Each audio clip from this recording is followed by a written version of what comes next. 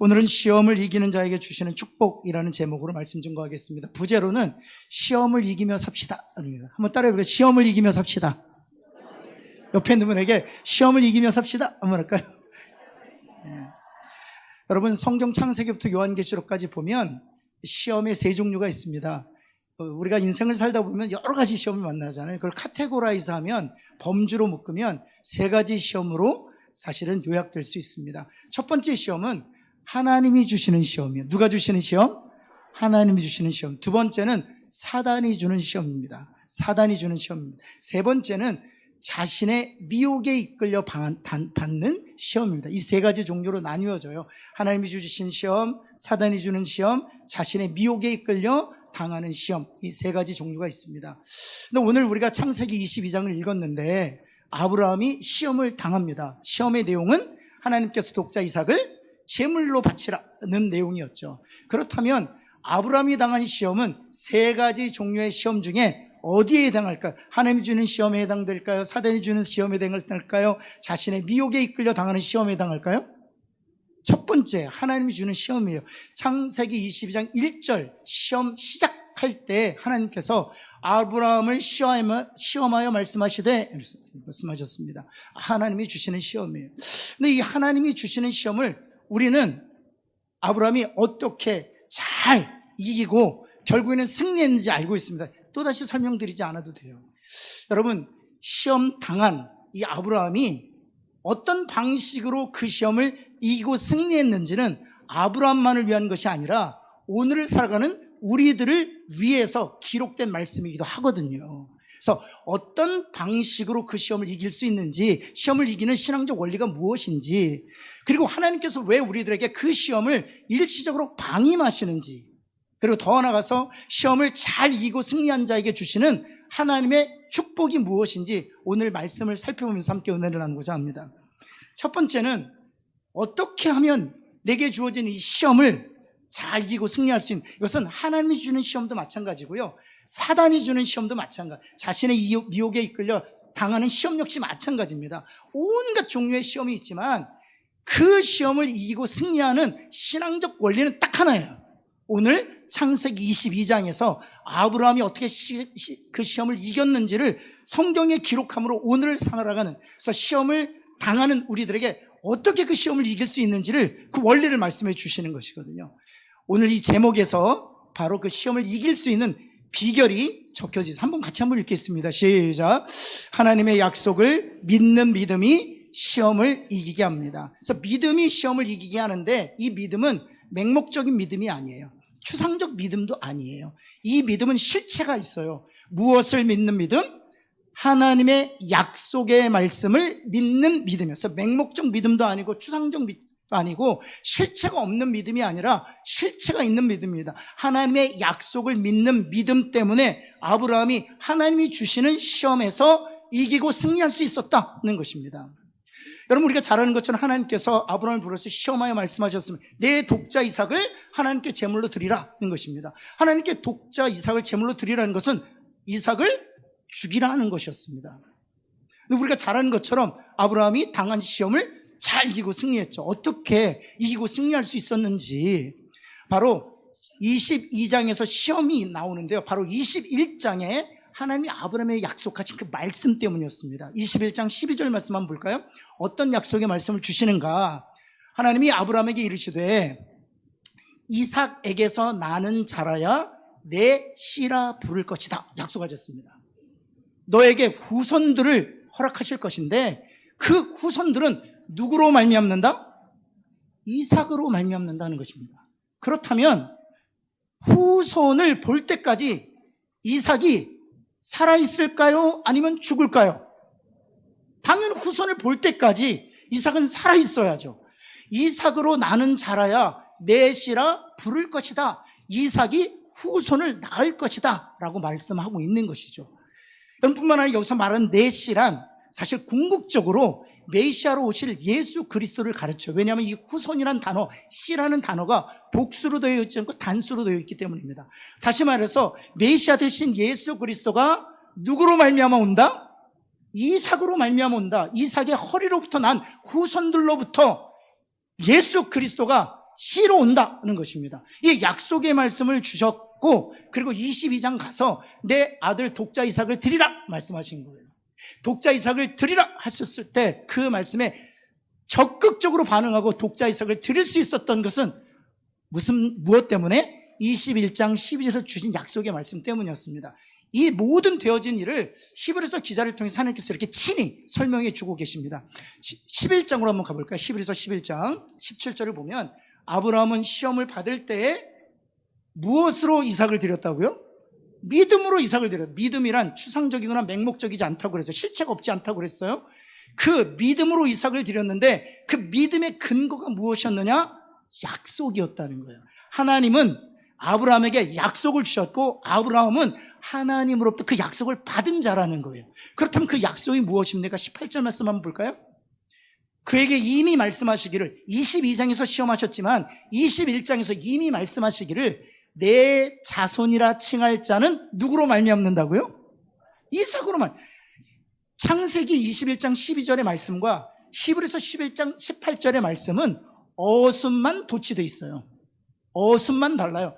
내 자손이라 칭할 자는 이삭으로 말미암는다 라고 약속하셨는데, 원래 원전 21장 12절 말씀 한번 볼까요? 이삭에게서 나는 자라야 무엇이라 부른다? 그렇죠. 이걸 도치하면 내 씨를 하나님께서 허락하실 것인데 누구로 말미암는다? 이삭으로 말미암는다. 이 약속의 말씀을 하나님께서 아브라함에게 주셨다는 거예요. 그 약속의 말씀 때문에 아브라함이 시험 당할 때 어떻게 생각했냐 하면 바로 19절에 기록되어 있어요. 한번 볼까요? 그가 하나님이 능히 이삭을 죽은 자 가운데서 어찌하실 것이라고 믿었다는 거예요? 그렇죠. 왜요?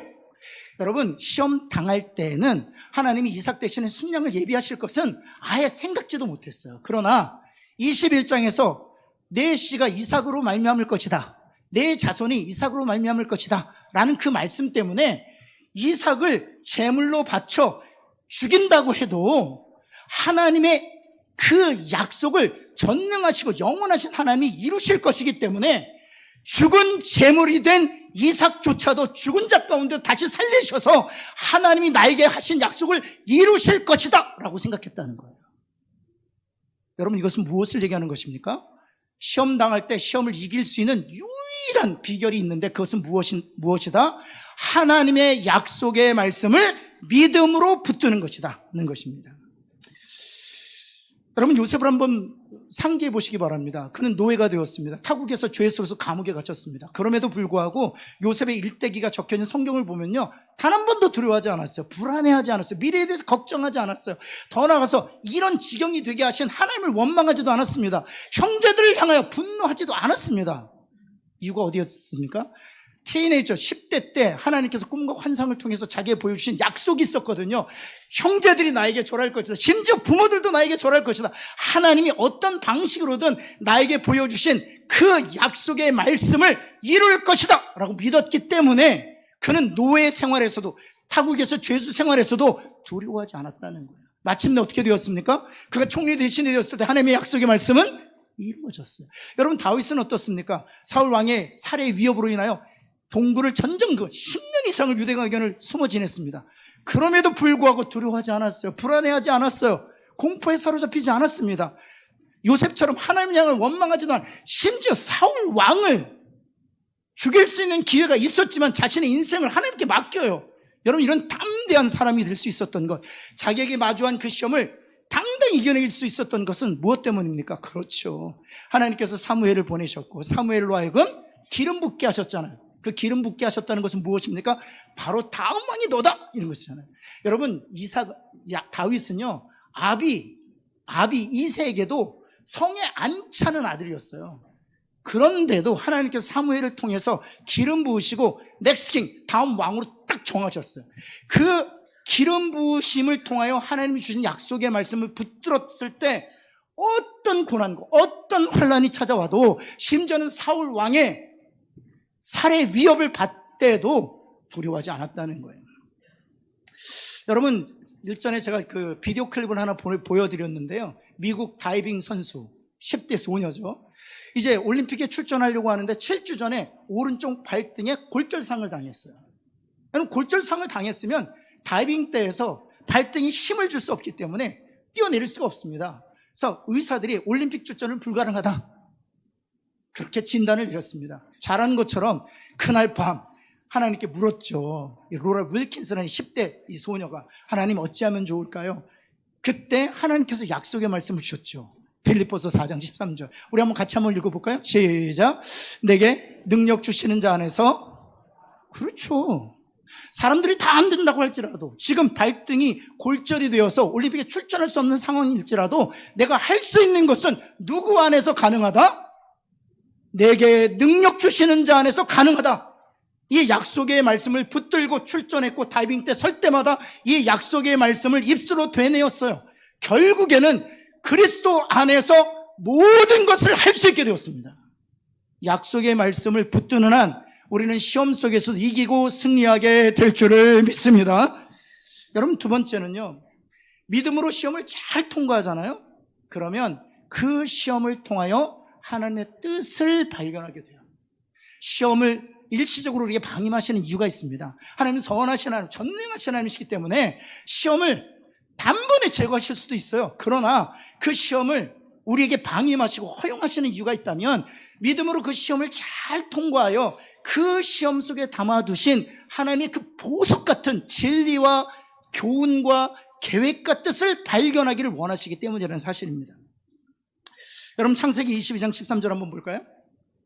여러분, 아브라함이 하나님의 약속의 말씀을 붙들고 이삭을 제물로 드리려고 하자 하나님이 다급하게 아브라함을 부르십니다. 아브라함아, 아브라함아, 내 아들 이삭에게 손대지 말고 내 뒤를 돌아보라. 그래서 하나님 말씀대로 뒤를 돌아보자 그 곳에 순양이 있었습니다. 그리고 아브라함이 가서 그 순양을 가져다가 아들을 대신하여 번제로 드렸어요.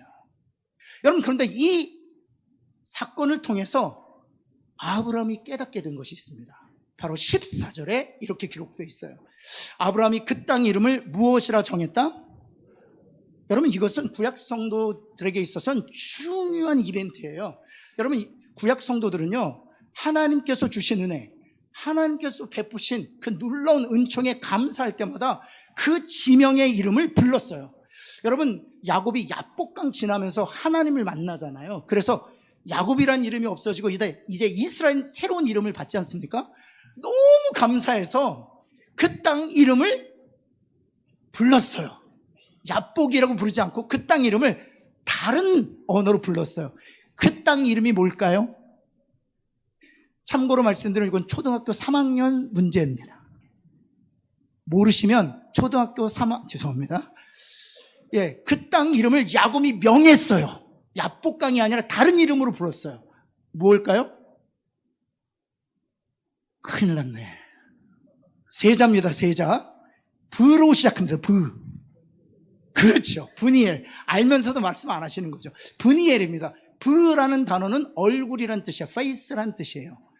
엘이란 단어는 하나님이란 뜻이에요. 거기 니라는 단어는 of, 소유격이에요. 그래서 하나님의 얼굴, 그래서 브니엘. 왜냐하면 그 야복강에서 하나님의 얼굴을 배웠다 해서 그 땅 이름을 브니엘이라고 기념했던 것이죠. 이제 대학원생 시험으로 넘어가겠습니다. 하갈이요, 사라에게 미움과 질투를 받아서 쫓겨납니다. 아들 이스마엘을 안고 광야를 전전긍긍하다가 물이 다 떨어진 거예요. 이제 하나님 앞에서 그 사막 한가운데에서 부르짖습니다. 하나님, 제가 이 사막 가운데에서 죽어야 되겠습니까? 그때 하나님께서 바로 옆에서 샘을 나게 하세요. 그때 그 샘의 이름을 하갈이 명합니다. 요건 대학원 질문이에요. 뭘까요? 요것도 부로 시작합니다. 그렇죠. 부엘라 헤로이. 부엘이라는 하나님의 얼굴, 헤로이라는 것은 살피신다. 하나님의 얼굴이 나를 살피신다. 그래서 부엘라 헤로이라고 했던 것입니다. 이같이 구약의 성도들은 하나님께서 베푸신 그 은혜와 은총을 생각할 때 그 땅의 이름, 또 샘의 이름, 돌의 이름을 명해서 기념했어요. 마찬가지예요. 여호와 이레라고 그 땅의 이름을 명했던 것은 하나님께 베푸신 은혜와 은총이 너무 커서 아브라함이 첫 번째로 행한 행위였습니다. 그런데 그 땅의 이름이 뭐라고요? 여호와 이레라고. 근데 그 여호와 이레라는 단어를 살펴보면 아브라함이 이 시험을 통해서 하나님이 계획하신 뜻을 발견했음을 알 수 있어요. 한번 하나씩 살펴보겠습니다. 왜 여호와 이레라고 정했느냐? 첫 번째는 과거에 행하신 일 때문이었죠. 다시 말해서 이삭 대신 순양을 예비하신 하나님을 찬양하기 위해서. 하나님이 이레라는 단어가 동사예요. 여호와는 우리가 잘 아는 것처럼 하나님의 이름이고 하나님께서 준비하셨다, 그런 뜻이죠. 하나님이 준비하셨으므로 이삭의 생명을 보존해 주셔서 감사합니다. 하나님 찬양합니다. 여호와 이레, 하나님이 준비하셨다 해서 여호와 이레라고 했던 것입니다. 그런데 두 번째 또 있어요. 그런데 이 이레라는 단어가 실은 과거형이 아니고요, 미래형입니다. 여러분, 과거에 행하신 일이잖아요. 이삭 대신 순양을 예비하신 것은 아브라함이 그 땅 이름을 여호와 이레라고 명하면서 기념하기 전에 있었던 일이기 때문에 과거형을 써야 됩니다. 하나님이 준비하셨다, 이렇게 과거형으로 써야만 맞습니다. 그런데 그 이레라는 동사가 놀랍게도 미래형이라는 거예요. 무엇을 얘기하는 것입니까? 그렇죠. 과거의 일을 기념하기 위해서만이 아니었고 미래에 하실 일을 기념하는 거예요. 따라서 무엇을 깨달았느냐? 하나님께서 이 시험을 통해서 아브라함에게 무엇을 알게 하셨느냐? 이삭만을 위해서 순양을 예비하실 것이 아니라 이삭의 아들 야곱을 위해서도 순양을 예비하시고 야곱의 12아들을 위해서도 순양을 예비하시고 그 12아들이 기초가 되어 이스라엘 백성이 되는데 그 이스라엘 메시아닉 공동체인들을 위해서 순양을 예비하시고 더 나아가서 만인을 위하여 순양을 예비하신다, 이걸 깨닫게 된 거예요. 근데 거기서 안 끝납니다. 세 번째가 더 중요해요. 이것은 미래형일 뿐만 아니라 수동태입니다. 이 수동태는 능동태와 달라요. 이 능동태는 주어가 하는 행위를 동사로 표현할 때 능동태입니다. 나는 내가 죽인다, 이거죠. 내가 닭을 죽인다, 뭐 이런 겁니다. 그런데 수동태란 주어가 당하는 상황을 표현하는 게 동사예요. 그래서 내가 죽임을 당한다 할 때에는 수동태를 씁니다. 다시 말해서 영어로 따지면 I kill something, 무엇인가를 죽인다, 이게 능동태인데요. 수동태는 I am killed, 내가 죽임을 당한다. by someone, 누군가에 의하여 죽임을 당한다, 그런 뜻이죠. 근데 이 이레라는 동사가 능동태가 아니라 수동태라는 거예요. 다시 말해서 주어인 하나님이 당하는 행위를 가르치는 거예요. 다시 말해서 하나님이 제3의 순양을 준비하실 것입니다가 아니라 주님이 준비되심을 당한다, 이런 뜻이에요. 정확하게 따지면 하나님이 준비되심을 당한다. 그래서 의역으로 표현하면 하나님이 친히 순양이 되어 제물이 되실 것이다, 이런 거예요. 와우! 어떻게 아브라함이 이것을 깨달았을까요? 그렇죠. 시험을 믿음으로 잘 통과하면 그 시험을 통해서도 깨닫지만 시험을 통과한 자에게 하나님이 비전의 눈을 확 열어주십니다. 그리고 하나님께서 하실 놀라운 구속의 계획을 믿음의 조상인 아브라함에게 보여주시는 거죠. 그래서 놀라운 것은요, 아브라함이 이삭을 바쳤던 그 자리가 바로 예수님의 십자가가 세워졌던 골고다입니다. 여러분, 이것을 통해서 우리에게 가르치시는 것이 있습니다. 무엇인가? 시험 당할 때 하나님의 약속 말씀 붙들고 믿음으로 그 시험을 잘 이기라는 거예요. 그러면 그 시험 안에 담긴, 그 시험을 잠시 허용하신 하나님의 그 보석 같은 뜻과 계획을 속히 알게 될 것이라는 거예요. 여러분, 그 구약 후반기에 보면 호세아라는 선지자가 있습니다. 이 호세아라는 선지자는 저처럼 말씀을 전파하는 전도자였어요. 근데 이 호세아 선지자에게 문제가 있었습니다. 무슨 문제가 있었냐면 가정적으로 문제가 있었어요. 어떤 여인과 결혼했는데 여인이 너무 문란한 거예요. 선지자의 아내가 문란해요. 어느 정도로 문란하냐면 아주 음탕해요. 남편인 호세아를 사모하기보다는 늘 다른 남자를 연모합니다. 호세아는 말씀을 전하는 사역자로서 그 가정이 깨어져가는 모습을 보면서 너무 아팠어요. 그런데 하나님이 주신 약속의 말씀을 붙들고 그 깨어져 가는 가정을 붙들었어요. 그리고 이기고 승리했어요. 그리고 나서 그가 깨달은 것이 있습니다. 호세아 3장에 기록했어요. 한번 볼까요? 3장 1절. 이스라엘 자손이 다른 신을 섬기고, 여러분, 자신의 아내가 다른 남자를 연모하는 것을 보면서 막 가슴이 찢어지는 거예요.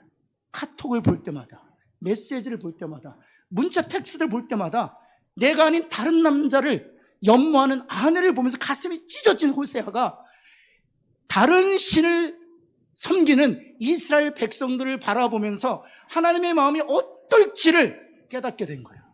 그리고 나서 또 깨닫게 된 것이 있습니다. 무엇인가 하면 여호와가 여전히 그럼에도 불구하고 그들을 사랑한다. 왜냐하면 호세아가 여전히 그럼에도 불구하고 아내를 사랑했거든요. 그럼에도 불구하고 하나님이 이스라엘 백성들을 사랑하시는구나. 그리고 더 나아가서 5절에 무엇을 깨닫게 되냐 하면 이것을 깨닫습니다. 마침내 이스라엘 자손이 돌아와서 마지막 날에는 하나님을 경외함으로 하나님과 하나님 베푸신 은총으로 들어간다는 거예요. 여러분, 시험을 일시적으로 방임하시고 허용하시는 이유는 우리가 그 믿음으로 시험을 잘 통과한 이후에 시험 안에 담겨두신 하나님의 그 놀라운 계획을 깨닫게 하기 위함이라는 사실이에요. 하박국 선지자 얘기를 더 한번 드릴게요. 하박국 선지자는 다 잃었습니다. 하여튼 경제적으로 완전히 바닥을 쳤어요. 여러분 한번 볼까요? 하박국 선지자가 이런 고백을 합니다. 열매도 없다, 소출도 없다, 먹을 것도 없다, 양도 없다, 소도 없다. 아마 여러분 중에 이런 상황에 직면하신 분들이 있을 거예요. 그런데 하박국은 하나님이 주신 약속의 말씀을 붙들고 이 시험을 잘 이겨냅니다. 그리고 나서 깨달은 게 있어요. 무엇인가 하면 나에게 즐거움을 주는 건 소출도 아니고 나에게 기쁨을 주는 것은 열매도 양도 소도 아니라 오직 하나님이시다. 오직 여호와 하나님만이다. 그 여호와 하나님만이 나의 즐거움의 원천이요 기쁨의 근원이다. 이것을 깨닫게 돼요. 여러분, 그 마이클 펠프스라는 사람이 있습니다. 이 마이클 펠프스가 누구냐 하면 별명이 있어요. 긴 팔 원숭이라고. 이렇게 쓰면 손 끝이 무릎 밑으로 내려와요. 얼마나 팔 길이가 큰지 몰라요. 그런데 이 사람이 팔 길이 때문에 4번 올림픽에서 금메달을 24개를 땁니다. 왜냐하면 막 수영하다가 마지막 터치를 뭐로 해요? 발로 해요? 손으로 해요? 그러니까 이 팔이 기니까 다른 사람보다 좀 머리가 뒤에 있어도 팔로 딱 터치하면 1등 하는 거예요. 이야, 그래서 4번 올림픽에 자그만치 24개의 금메달을 획득해요. 은메달까지 합하면 28개예요. 그리고 2012년 런던 올림픽으로 마지막으로 은퇴를 선언해요. 갑자기. 왜냐하면 수영 선수로 더 활약할 수 있었는데 갑자기 은퇴합니다. 왜냐하면 갑자기 싱크홀이라고 하죠. 이렇게 땅이 푹 꺼지는 현상.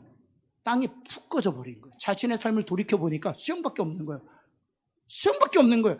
5살부터 수영을 했는데 20대 후반 될 때까지 아침부터 저녁까지 뭐만 한 거예요? 수영만 한 거예요. 수영을 빼고는 자기는 없는 거예요. 그래서 자신의 인생의 무의미함 속으로 깊이 수렁에 빠졌어요. 그래서 1년 동안 알코올 중독에 마약 중독까지 완전히 폐인이 됐습니다. 여러분, 돈은 너무 많았어요. 왜냐하면 광고 수익으로 1년에 수백억씩 벌어들였기 때문에 경제적으로 어려움이 없었어요. 그래서 알코올 중독에 마약 중독에 완전히 삶을 놓아버렸어요. 이러다 죽겠다 싶어가지고 아리조나에 있는 재활센터에 들어갔답니다. 그 재활센터에 들어가서 약 3개월 정도 집중치료를 받았대요. 그래서 3개월 정도 이 약기운이 점점 빠지자 그동안 쳐다보지도 않았던 탁자 위에 놓였던 책을 들고 보았대요. 첫 장부터 보는데 너무 좋은 거예요. 그 책이 무슨 책이었을까요? 그럴 줄 알아요. 성경 아니에요. 그게 여러분들의 그 선입견이에요. 선입견. 아니에요. 그 책 제목이 뭐냐면 Purpose Driven Life라고 해서 목적이 이끄는 삶이에요. 릭 워렌 목사님이 쓰신 목적이 이끄는 삶이에요. Purpose Driven Life. 우리 하나님이 사람을 지으시고 이 상에 두셨을 때는 목적이 있다는 거. 5가지 목적. 예배를 드리기 위하여 하나님이 우리를 두셨다.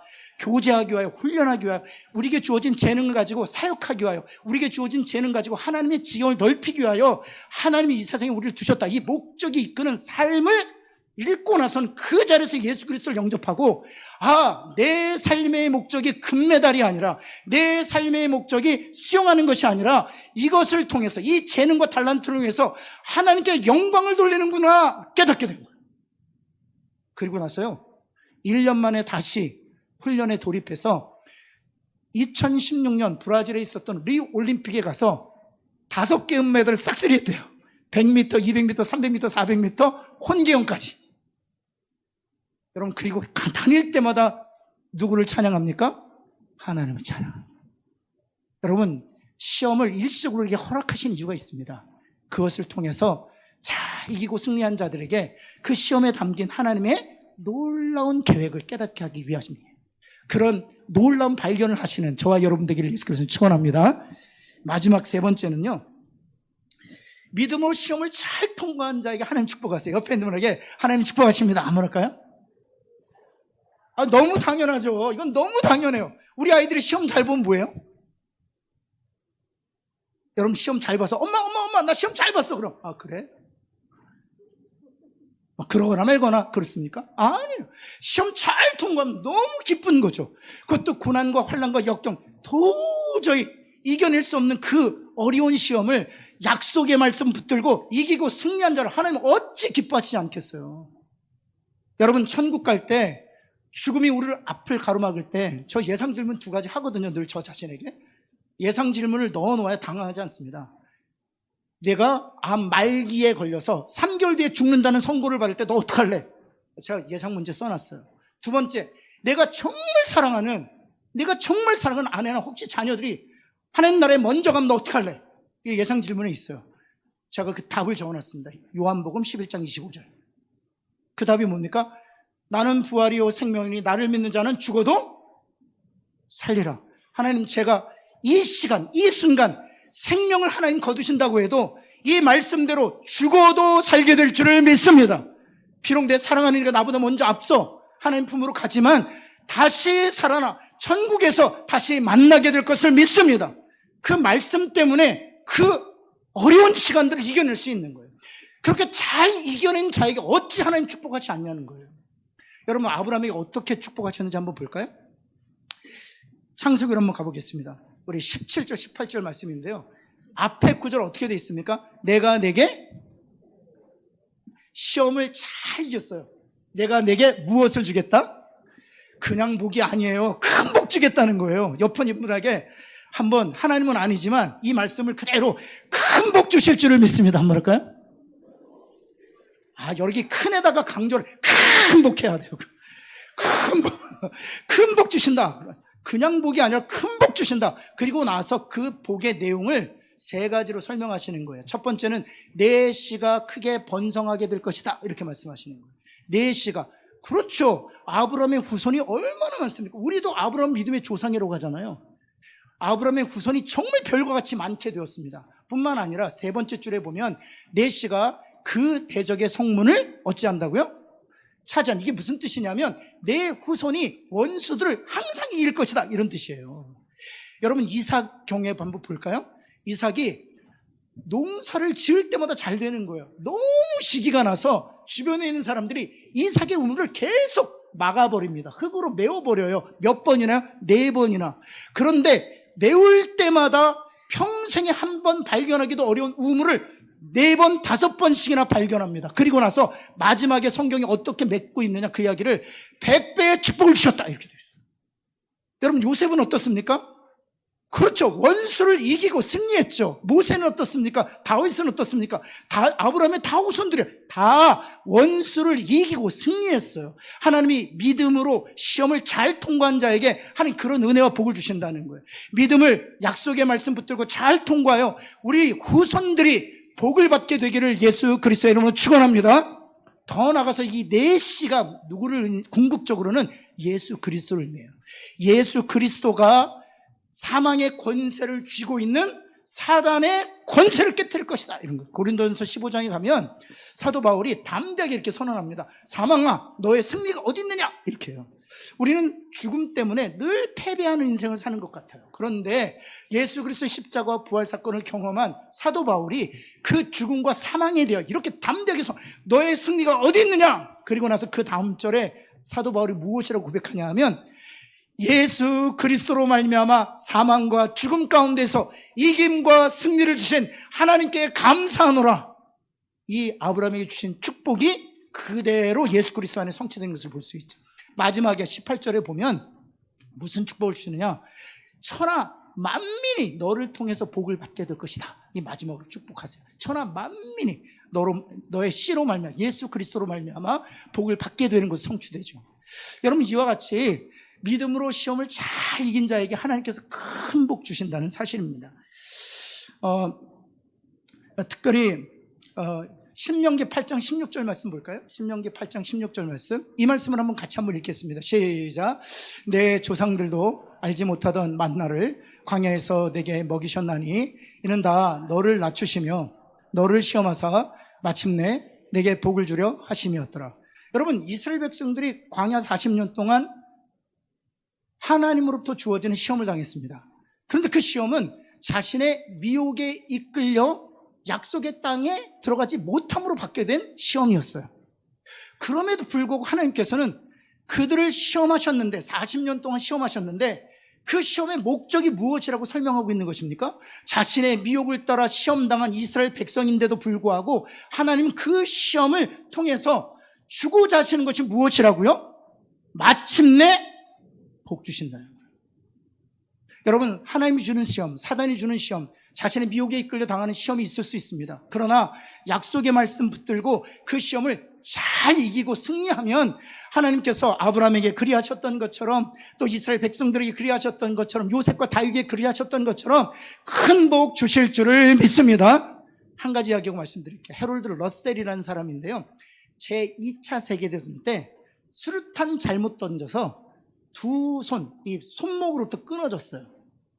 그래서 지금은 의수가 있어서 손과 비슷한 의수를 착용하는데, 여러분, 지금으로부터 한 70년 전에는 저도 본 적이 있어요. 다 손이 없는 분들 뭐 차고 다니셨어요? 쇠갈고리 차고 다녔어요. 쇠갈고리 차고 다녔어요. 보면 무시무시했어요.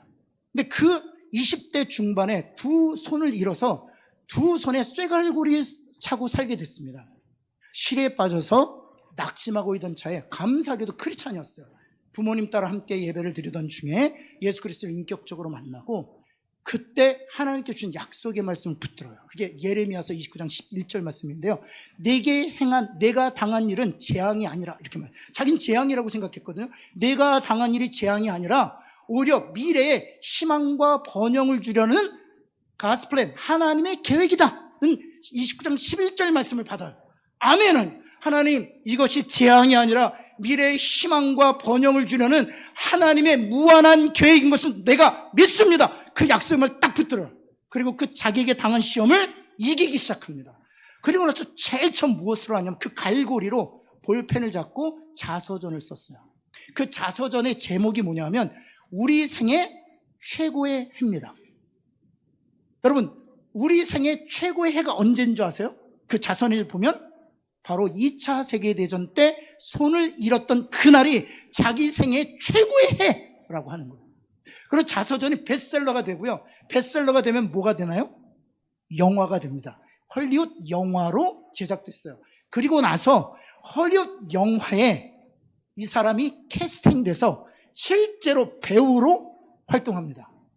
그리고 나서 영화가 또 흥행을 합니다. 아카데미 시상식을 할 때 이 사람은 신인 배우로 아카데미 조연상과 특별상을 동시에 시상해요. 사진 한번 보여드릴게요. 이게 이제 해롤드 러셀이라는 사람인데 트로피 2개를 들고 있죠. 근데 이 오래전 사진이, 흑백 사진이라 잘 여러분들이 잘 보이시죠. 그 트로피를 든 그 두 손이 우리가 잘 알고 있는 쇠갈고리예요. 쇠갈고리. 그리고 나서 그가 나중에 이런 간증을 합니다. 제가 읽어드릴게요. 물론 절망이 되는 순간이 있었습니다. 그러나 하나님에 대한 믿음이 나를 일으켜 세워 주었습니다. 그리고 그때 나는 육체적인 장애는 도리어 가장 큰 축복임을 깨닫게 되었습니다. 여러분도 언제나 잃어버린 것을 계산하여 살 것이 아니라 남아있는 것을 생각하고 하나님께 감사하며 사시기 바랍니다. 또한 그 남은 것들을 사용할 때 반드시 잃은 것의 10배를 보상받게 될 것입니다. 이런 간증입니다. 사랑하는 성도 여러분, 아브라함을 통해서 말씀하고자 하는 것을 헤롤드 러셀이 간증을 통해서 말씀하고 있는 것입니다. 시험 당하셨습니까? 절망하고 낙심하기보다는 하나님의 약속 말씀 붙들고 믿음으로 이기고 승리하는 저와 여러분 되기를 예수 그리스도는 축원합니다. 그리하면 하나님께서 시험을 허용하신 그 하나님의 위대한 뜻을 깨닫게 될 뿐만 아니라 저와 여러분에게 약속하셨던, 그리고 아브라함에게 실제로 주셨던, 다윗에게, 요셉에게 주셨던 그 큰 복 주실 줄을 또한 믿습니다. 기도하겠습니다. 하나님, 그렇습니다. 하나님, 시험 당하고 환난 당한 우리 성도들이 있습니까? 하나님, 약속의 말씀을 보내어 주셔서 믿음으로 그 약속의 말씀을 붙들고 넉넉히 이기게 하여 주옵소서. 질병으로 고통당한 성도들이 있습니다. 깨어진 가정을 붙들고 눈물로 호소하는 성도들이 있습니다. 경제적으로 바닥을 치는 하나님의 일터를 붙들고 하나님 앞에 간절히 호소하는 성도들이 있습니다. 믿음으로 이기고 승리하게 하여 주옵소서. 마침 그 시험의 끝에서 하나님의 예비되신 큰 복을 목격하게 하여 주옵소서. 예수 그리스도의 이름으로 간절히 기도합니다. 아멘.